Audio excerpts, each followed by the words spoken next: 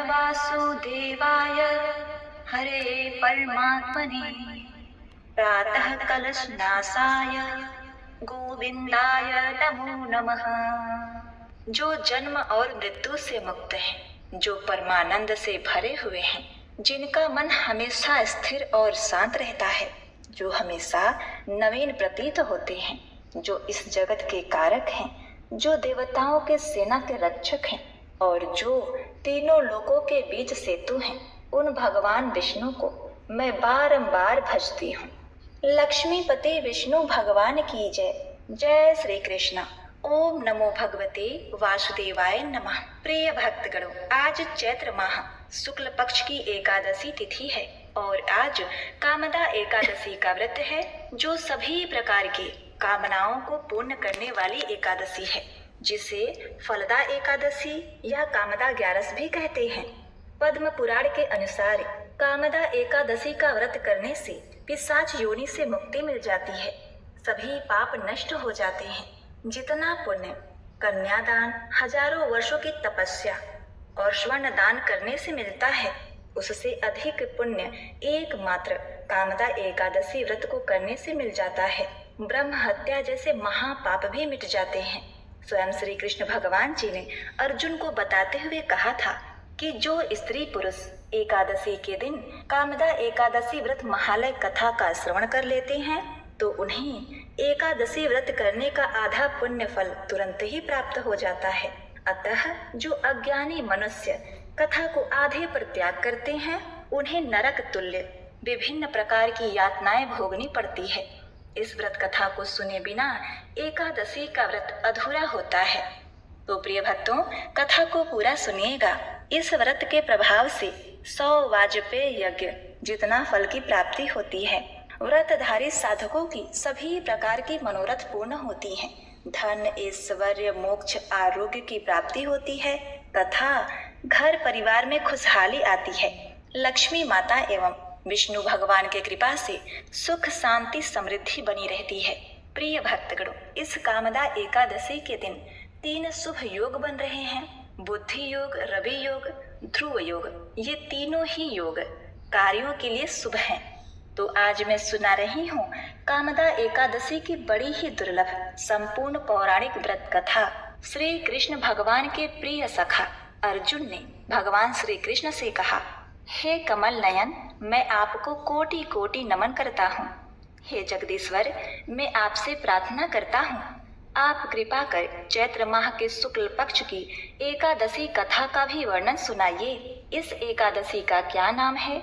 इस व्रत को पहले किसने किया और इसके करने से किस फल की प्राप्ति होती है? कृष्ण भगवान ने कहा, हे अर्जुन, एक बार यही प्रश्न राजा दिलीप ने गुरु वशिष्ठ से किया था। वह वृत्तांत मैं तुम्हें सुनाता हूँ। राजा दिलीप ने गुरु वशिष्ठ से पूछा, हे गुरुदेव, चैत्र माह के शुक्ल पक्ष की एकादशी का क्या नाम है? उसमें किस देवता का पूजा होता है तथा उसका क्या विधान है? यह आप कृपा पूर्वक बताइए। मुनि वशिष्ठ ने कहा, हे राजन, चैत्र माह के शुक्ल पक्ष की एकादशी का नाम कामदा एकादशी है। यह समस्त पापों को नष्ट करने वाली है। जैसे अग्नि काष्ठ को जलाकर राख कर देती है, वैसे ही कामदा एकादशी के पुण्य के प्रभाव से समस्त पाप नष्ट हो जाते हैं और तेजस्वी पुत्र की प्राप्ति होती है। इसके उपवास से मनुष्य, राक्षस, दैत्य, भूत, प्रेत जैसे निकृष्ट योनि से मुक्त हो जाता है और अंततः उसे स्वर्ग की प्राप्ति होती है। अब मैं इस एकादशी का महात्मा सुनाता हूँ, ध्यान पूर्वक श्रवण करो। प्राचीन समय में भोगीपुर नामक एक नगर था, जिस पर पुंडरीक नाम का राजा राज्य करता था। राजा पुंडरीक अनेक ऐश्वर्य से युक्त था। उसके राज्य में अनेक अप्सराएं, गंधर्व, किन्नर आदि वास करते थे। उसी नगर में ललित और ललिता नाम के गायन विद्या में पारंगत गंधर्व स्त्री पुरुष अति प्रसन्नता पूर्वक घर में निवास करते हुए विहार किया करते थे। उन दोनों में इतना प्रेम था कि वे अलग हो जाने की कल्पना मात्र से ही व्यथित हो उठते थे। एक बार राजा पुंडरीक गंधर्वों सहित सभा में विराजमान थे। वहां गंधर्वों के साथ ललित भी गायन कर रहा था। उस समय उसकी प्रियतमा ललिता वहां उपस्थित नहीं थी। गायन करते करते अचानक उसे उसका ख्याल आ गया, जिसके कारण वह अशुद्ध गायन करने लगा।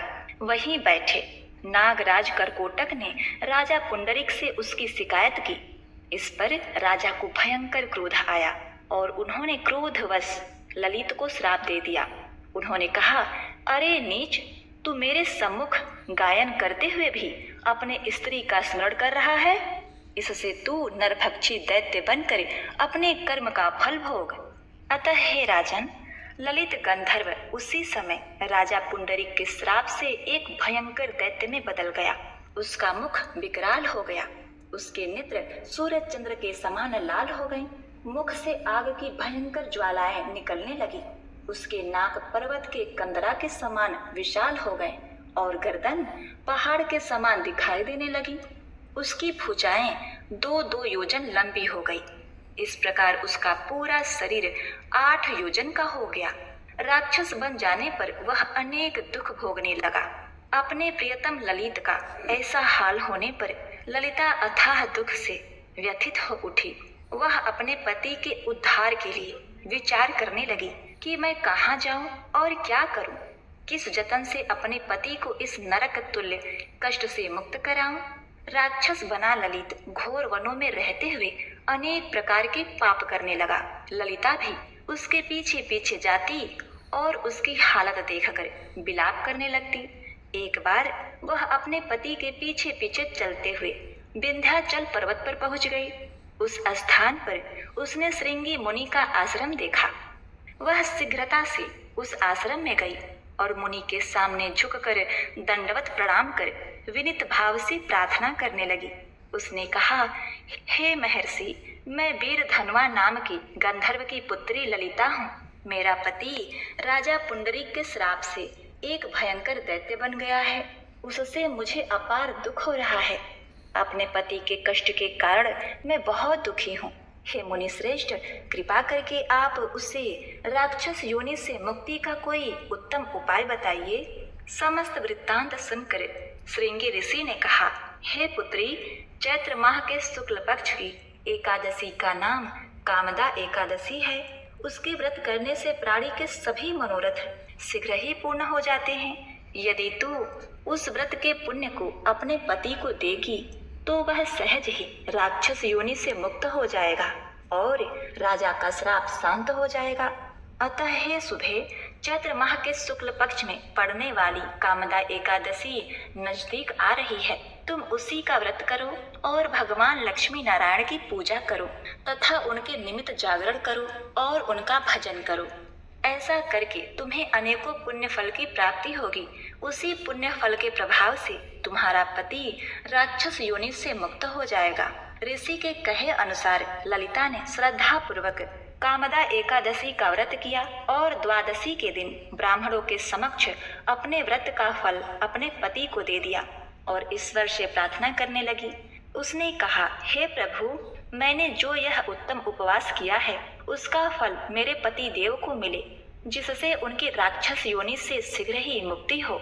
अतः हे राजन, एकादशी का फल देते ही उसका पति राक्षस योनि से मुक्त हो गया और अपने दिव्य स्वरूप को प्राप्त हुआ।